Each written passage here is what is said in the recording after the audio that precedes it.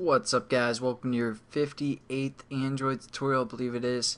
And what we're going to do in this tutorial is access this edit text and also our list preference. So what I want you guys to do now is open up our data, open classes activity. This again is where we kind of set up our question for the most part, and we commented out some stuff. So we're going to add some additional information from our preferences in this class, since we had to kind of comment out some of these other lines from previous tutorials. So what we're going to do is basically set up again our shared preference little object for the most part. So we're going to say shared preferences, and we're going to call this get data as well, just like the last tutorial.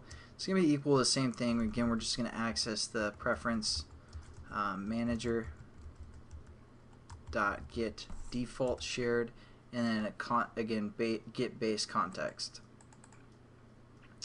Finish off our application, and now we're going to get some information as well from our preferences. Again, we have to import that, and we're going to set up an edit text, or we're going to set up a string, basically two string variables. We're going to call first string edit text, or ET phone home, and what we're going to do is with ET here is we're going to again say get data dot get string this time, and again we need to access our key reference. So let's open up our preference XML here, and as for our edit text we used name, but that's what we're going to use, I guess. Basically, we're going to change our question from our preferences. And also for the default value, we're going to say Travis is. Again, that was our default question for the most part. Alright, so now what we need to also do is set up our values, which will, or get our values for the most part. We're going to say string values, because again, even though we have the values equal to 1, 2, 3, and 4, which seem like they're integers, we set it up as a string array within our array XML. So again, it's going to be a string for the most part. So we're going to set our values equal to get data dot get string, because we're looking for a string as well. And then let's check out what our key was. Our key was called list. So we're going to say list. Finish that off, and then default value we're going to set up as a because if you look at this, basically our default value we're going to say 4, something like that. Again, because it takes two strings within its parameters for the most part, a key string and a default value. Again, in case if our preferences doesn't have anything set, it's going to have a default value of 4. Now what we're going to do is we're going to set up our if, and we're going to say values. Again, you can't compare strings like string called values equals 1, even though basically our string reference could equal the value of, the string value of 1. We have to use a method such as content equals, and then we can say equals within parentheses 1.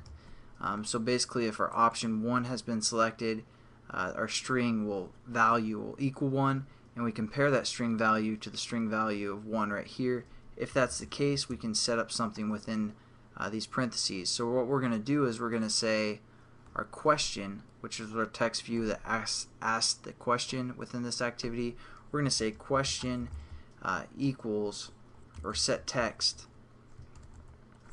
to ET, which will again be our edit text from our preferences. So let's test this out, make sure it works, but again, that's kind of how we can pull from our preferences. Kind of just an overview or review of our last tutorial, but let's just make sure it works.